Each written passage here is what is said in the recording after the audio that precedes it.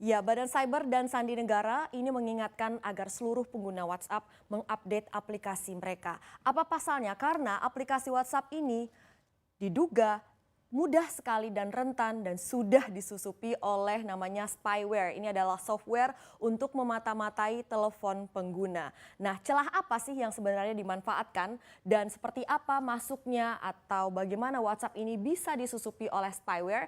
Akan kami ulas untuk Anda dalam Waspada WhatsApp disusupi spyware berikut ini. Ya, apakah misalnya Anda masuk dalam 1,5 miliar pengguna WhatsApp di seluruh dunia? Ini WhatsApp adalah aplikasi messenger atau aplikasi chatting yang paling populer di dunia saat ini ya. Tapi sayangnya ada celah yang ternyata membuat kita sangat rentan. Telepon kita bisa diintai lewat sebuah kelemahan yang terdapat dalam aplikasi WhatsApp.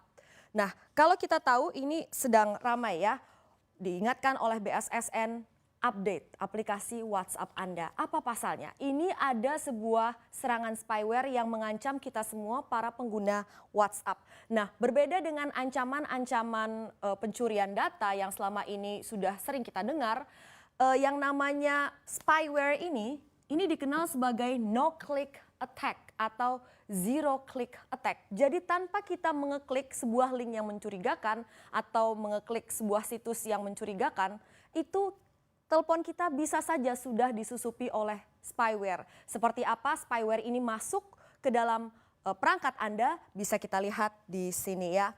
Jadi ada celah dalam WhatsApp call, WhatsApp VoIP atau Voice over Internet Protocol yang dimanfaatkan.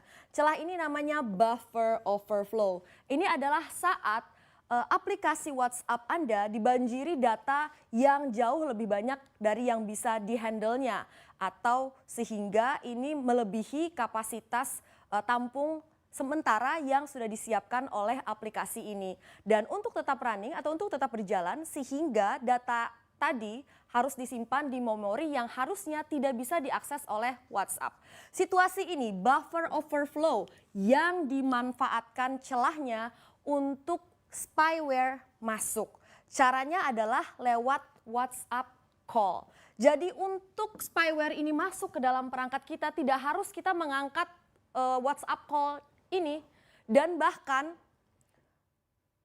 WhatsApp call misterius ini di mana spyware bisa masuk tidak tercatat atau tidak terekord dalam call logs Anda. Jadi misalnya Anda lihat, apakah saya terpapar ya oleh spyware ini? Kita tidak pernah tahu karena di call logs saja atau di daftar panggilan saja tidak akan tercantum atau tidak terekord WhatsApp call misterius yang digunakan untuk memasukkan spyware atau menyusupi perangkat kita. Ini ya bahayanya ya. Apa yang bisa dilakukan oleh spyware yang namanya Pegasus ini ya?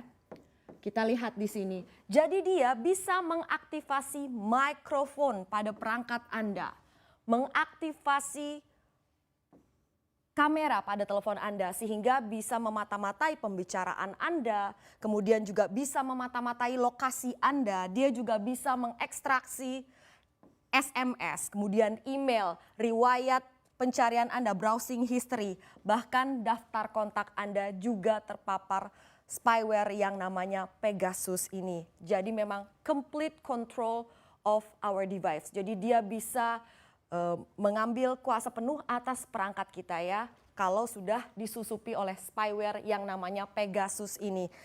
Perusahaan mana sih di balik software Pegasus ini? Ini ya yang menghebohkan kita semua. Adalah sebuah perusahaan cyber surveillance yang namanya NSO Group, berdiri tahun 2010 asal Israel. Ini memang perusahaan ini dikenal sebagai cyber arms dealer. Jadi dia memang senjata cyber ya, produk yang mereka jual. Jadi memang dalam sebuah aplikasi itu adalah lumrah bahwa ada bug, bahwa ada celah. Nah, celah inilah yang dimanfaatkan oleh berbagai pihak. Ada misalnya hacker yang mengeksploitasi celah ini kemudian menemukan celah ini dan memberitahu developer atau perusahaan, "Hei, ada celah loh di aplikasi kamu," dengan meminta sejumlah imbalan. Ada juga hacker yang menggunakan celah ini untuk mencuri data, lalu menjual datanya.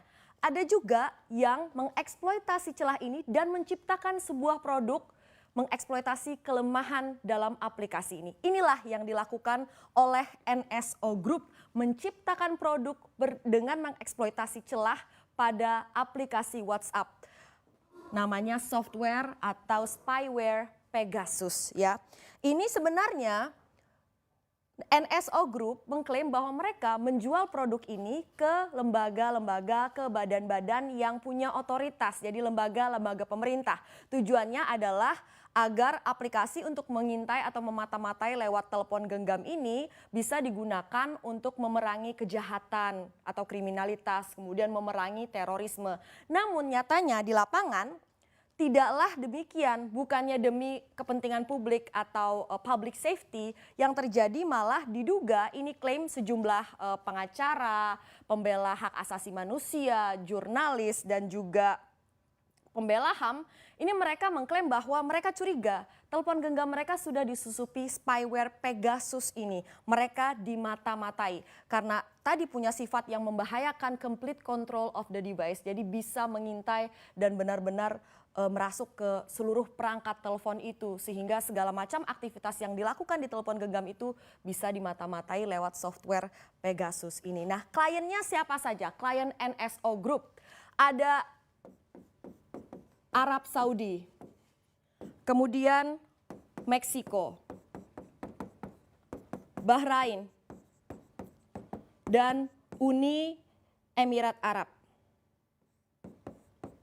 Nah, Arab Saudi ini pernah dilaporkan oleh media Israel membeli perangkat software Pegasus ini senilai 55 miliar dolar pada tahun 2017. Ya itulah sayangnya ya, jadi yang tadinya harusnya untuk memerangi terorisme dan kriminalitas diduga ini disalahgunakan untuk memata-matai aktivis, kemudian memata-matai jurnalis, memata-matai pembela hak asasi manusia. Lalu misalnya aplikasi mana saja sih, apakah Anda bebas atau dari risiko paparan spyware ini, bagaimana mengetahuinya? Sebenarnya yang dikatakan oleh BSSN adalah mengupdate aplikasi WhatsApp Anda. Demikian juga yang dikatakan oleh WhatsApp ya, perusahaan yang terafiliasi dengan Facebook ini. Meminta penggunanya untuk segera mengupdate aplikasi mereka untuk menghindari paparan risiko spyware. Kita lihat ada sempat ya yang berkata bahwa saya kayaknya akan pakai WhatsApp bisnis aja, kayaknya tidak terlalu rentan terhadap aksi penyusupan oleh spyware ini. Ternyata tidak ya kalau kita lihat data dari sini. Jadi untuk WhatsApp yang Android ini versi sebelum versi 2.19.134 itu berisiko terpapar spyware. Kemudian WhatsApp Business for Android ini versi yang sebelum ini ya, yang sebelum versi 2.19.44. Kemudian WhatsApp for iOS yang terpapar adalah, beresiko terpapar adalah versi yang sebelum ini. Sebelum versi 2.19.51. Kemudian WhatsApp Business for iOS ini adalah versi yang sebelum versi ini. Versi 2.19.51. Kemudian untuk Windows Phone ini WhatsApp yang terpapar adalah versi yang sebelum ini. Versi 2.18.348. Untuk Tizen ini WhatsApp yang terpapar adalah yang versi sebelum versi 2.18.15.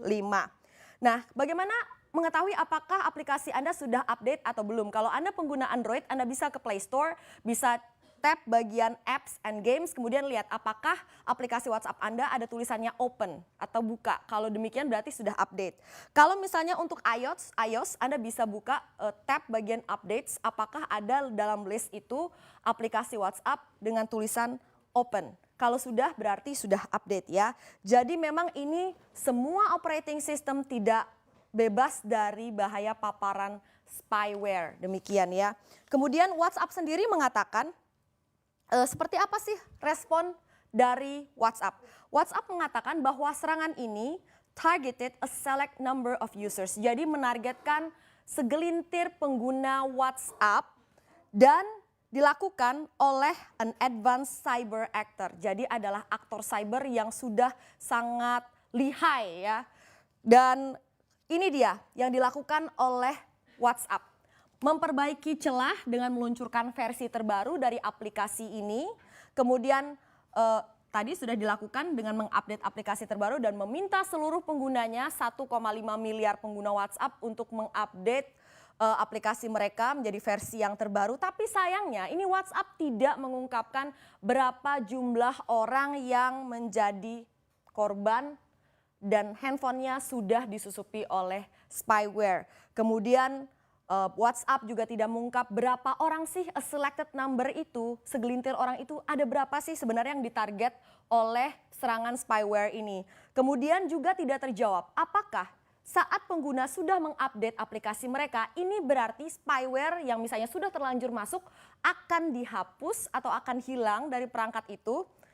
Dan kemudian apa saja yang bisa dilakukan spyware ini jika mereka sudah memasuki atau menyusupi perangkat melalui aplikasi ini tidak diungkap oleh WhatsApp secara clear. Kemudian WhatsApp juga tidak menyebut secara terbuka apakah yang dimaksudkan mereka dalam rilis adalah NSO Group gitu, perusahaan asal Israel itu di balik serangan spyware ini. Jadi meskipun WhatsApp mengatakan aman, ada end-to-end encryption, nyatanya tetap saja tidak ada yang benar-benar 100% aman dari bahaya disusupi spyware. Kasus ini adalah contoh nyatanya.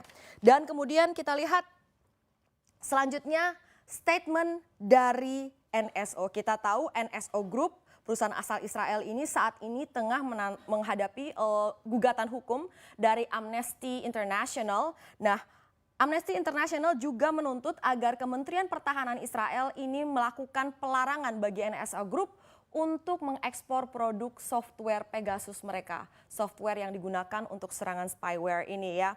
Dan kemudian tanggapan dari NSO Group atas kejadian yang menghebohkan masyarakat ini adalah dia menyebut bahwa NSO would not or could not use its technology in its own right to target any person or organization. Jadi dia menyebutkan dia tidak menggunakan teknologi ini untuk kepentingan pribadinya untuk menargetkan orang tertentu atau organisasi tertentu. Jadi semacam kalau bisa kita katakan lepas tangan atau cuci tangan ya, bahwa mereka meng-create software ini, spyware ini, tapi mereka tidak menggunakannya untuk kepentingan pribadi. Jadi kalaupun misalnya ada aktivitas menyusupi perangkat atau memata-matai perangkat tertentu, itu berarti menurut NSO adalah dilakukan oleh kliennya atau pembeli produk mereka, bukan NSO sendiri.